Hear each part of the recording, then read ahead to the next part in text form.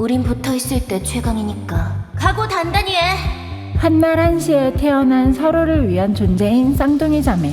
일란성 쌍둥이답게 겉모습은 너무나도 닮았지만 성격은 완전 반대인 두 자매. 언니 데비 카를손과 동생 마릴렌 카를손. 그녀들은 어떤 사연을 가지고 이 섬에 온 걸까요? 사람은 누구나 홀로 태어났다가 혼자서 가는 존재다라는 말은 살면서 한 번쯤은 들어보았을 말입니다. 대부분의 사람들은 엄마의 뱃속에서 홀로 생명을 얻고 성장하며 홀로 태어나게 되지만 엄마의 뱃속에서부터 함께 생명을 얻고 함께 세상의 빛을 보는 사람도 있습니다. 바로 쌍둥이가 그러한 존재들이죠.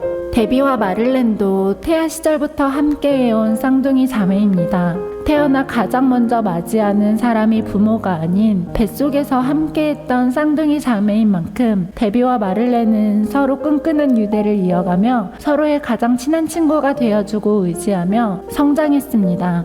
비록 겉모습은 닮았더라도 성격만큼은 같은 자매라고 믿기 어려울 정도로 너무나도 달랐고 그 다른 성격으로 서로의 부족한 점들을 보충하고 채워주며 더더욱 서로에게 없어서는 안 될 존재가 되어갔습니다.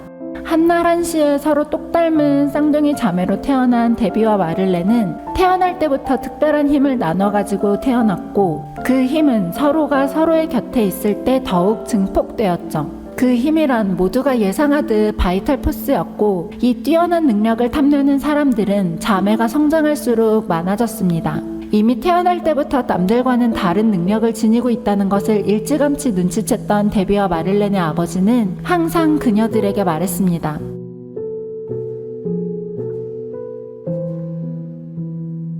하지만 가까이 붙어있는 것만으로도 증폭되어 감출 수조차 없는 그녀들의 능력은 억누를 수 없었고 그 능력을 탐냈던 어둠의 세력에 의해서 쭉 평온할 것 같았던 그녀들의 삶에 균열이 가기 시작했습니다. 어릴 때 기억나? 안 날 수가 없지. 너무 끔찍해서.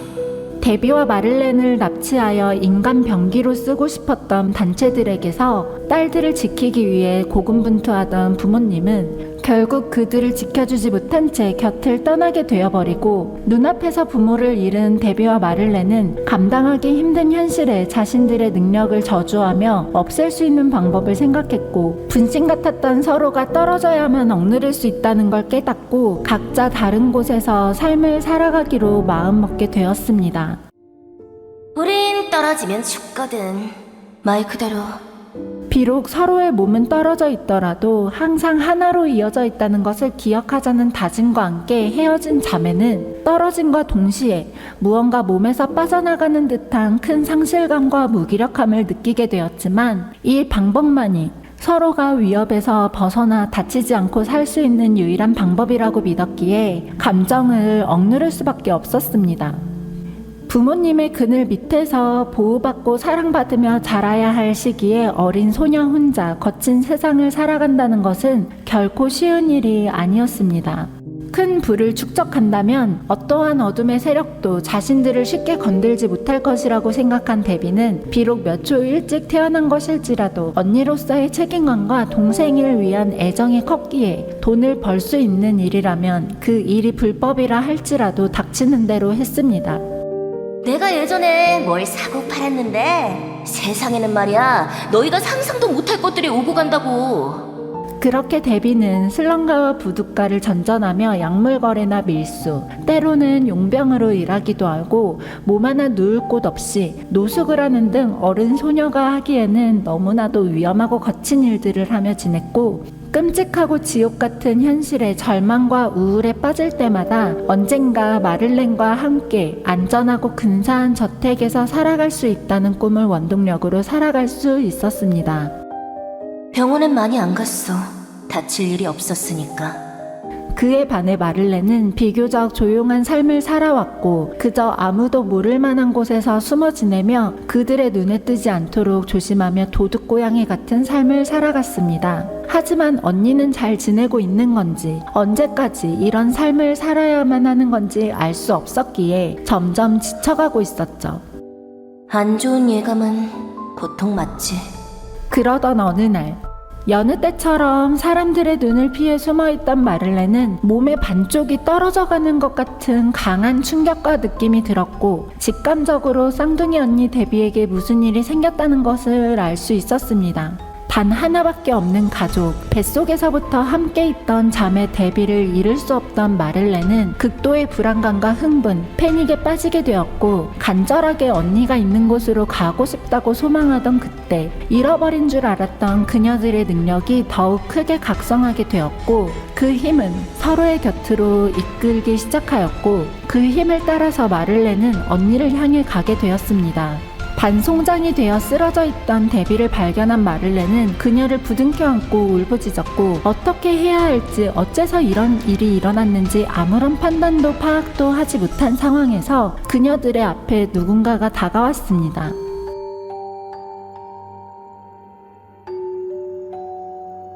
아무도 찾을 수 없는 곳에서 언니와 안전하게 살아갈 수 있다는, 더 이상 숨거나 도망치지 않아도 된다는 말을 들은 마를렌에게 다른 선택지는 없었고 이 또한 운명이라면 받아들이기로 마음먹고 정체부를 그 사람을 따라가게 됩니다.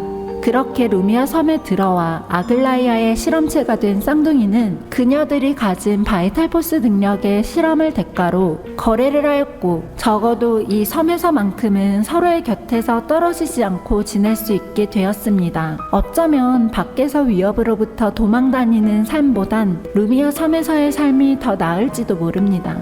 하지만 정말로 그녀들이 위협에서 벗어난 것일까요? 그녀들의 능력을 탐냈던 세력은 어쩌면 아글라이아는 아니었을까요? 실험체로 들어온 이상 이 의구심에 대한 해답은 알 수 없을 겁니다. 모든 것을 통제할 수 있는 루미아 섬에서의 진실은 아글라이아만 알 수 있으니까요. 여기서 하면 된다는 거지? 알았어, 할게. 한다고. 나 참. 시작을 어떻게 해야지? 안녕하세요? 들리시나요? 아무튼 원래 이런 거 잘 안 하는 사람이 하면 들어줄진 모르겠지만 동생도 지금 없고 옆에 있는 사람이 자꾸 부축해서 한번 해봅니다. 이곳에 오기 전에 나쁜 짓을 많이 저질렀어요. 길바닥에서 부모 없이 악착같이 살아남으려면 어쩔 수 없었죠. 알아요, 변명이라는 거. 그래도 나쁜 짓을 그냥 하는 거랑 어쩔 수 없이 하는 거랑은 다르잖아요. 그렇죠? 정상 참작해줄 거라 믿을게요.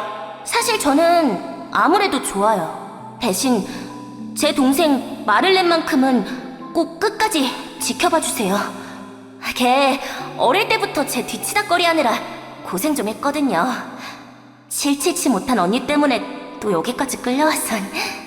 가끔 잔소리가 심할 때는 진짜 꿀밤한데 쥐어박을까 싶다가도 다 저를 생각해서 하는 말이라고 생각하면 괜히 미안해지더라고요. 아무튼 제 동생 좀 잘 챙겨주세요. 덤으로 저도 좀 챙겨주면 더 좋고. 창피한 마음 무릅쓰고 용기 내서 말하는데 듣는 둥 마는 둥 하면 저 진짜 칼 들고 찾아갑니다. 그렇게 아세요.